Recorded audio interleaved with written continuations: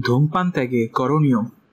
সবার আগে নিজের মন থেকে সব যুক্তিগুলো সাজিয়ে নিয়ে সিদ্ধান্ত নিন। মনকে দৃঢ় করুন, ইচ্ছা শক্তি বাড়ান। আপনার ব্যক্তিত্বের শক্তিশালী দিকগুলো নিজের কাছে তুলে ধরুন এবং ঠিক করুন আজ থেকেই ছেড়ে দিচ্ছেন ধূমপান। বাসায় ড্রয়ারে বা পকেটে সিগারেট থাকলে তা কোনো রকম দ্বিধা না করে এখনই ফেলে দিন। শুরু হোক আপনার সাহসী পথ চলা।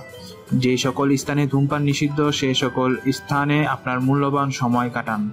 ক্যান্সার আক্রান্ত আত্মীয় স্বজন থাকলে তাদের সাথে অনেক সময় কাটান।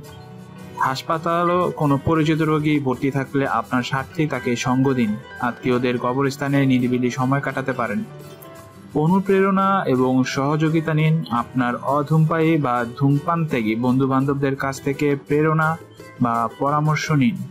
তামাক ছাড়ার জন্য একটি গ্রুপ তৈরি করতে পারেন যাদের সবার ইচ্ছা থাকবে তামাক ছেড়ে দেবার। এর মধ্যে আপনার ব্যক্তিত্বের দৃঢ়তার পরিচয় দিন এবং প্রয়োজনে এই গ্রুপে অধূমপায়ী বা চিকিৎসক বন্ধু বান্ধবকে অন্তর্ভুক্ত করুন। খাবার স্থান পরিবর্তন করতে পারেন। যে সকল রেস্টুরেন্টে ধূমপান নিষিদ্ধ, খরচ একটু বেশি হলেও সে সকল স্থানে খাওয়া দাওয়া সারুন। আপনার ধূমপানের বেঁচে যাওয়া খরচের তুলনায় সেটা খুব বেশি হবে না। ধূমপান ত্যাগের সিদ্ধান্তের প্রাথমিক পর্যায়ে ধূমপায়ীদের সঙ্গ থেকে দূরে থাকার চেষ্টা করুন। জীবনে বিনোদনের ভূমিকা অনেক, তাই বিনোদনের জন্য গান শুনুন, গল্প উপন্যাস পড়ুন, বিভিন্ন প্রদর্শনী জাদুঘরগুলোতে যান, নাটক দেখুন, সিনেমা দেখতে পারেন। গান শোনার সময় বাসার এমন কোথাও অবস্থান করুন যেখানে ধূমপান করা যায় না, যেমন ড্রয়িং রুম বা ডাইনিং রুম। মঞ্চ নাটকের গ্যালারিতে, আর্ট গ্যালারি বা ফটো গ্যালারিতে সময় কাটালে ধূমপান করা যায় না এবং এভাবেই একসময় দিনের একটা বড় অংশ আপনার অধূমপায়ী হিসেবে কেটে যাবে। Gymnasium, swimming pool, skating club বা শারীরিক পরিশ্রম হয় এমন সংস্থাগুলোতে নাম লিখান। এইসব স্থানে নিয়মিত ব্যায়াম করলে আপনার শারীরিক সুস্থতা বৃদ্ধি পাবে, ধূমপানেরও সুযোগ থাকবে না।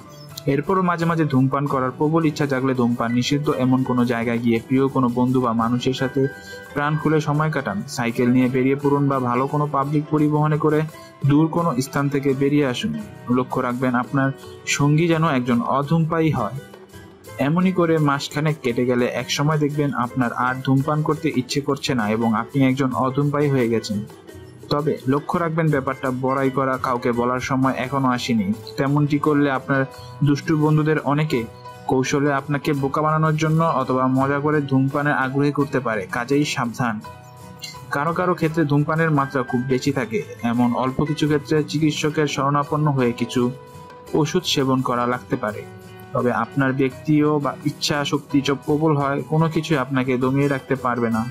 সব কথার শেষ কথা, আপনার ইচ্ছা থাকলে আপনি ধূমপান ছেড়ে দিতে পারবেন।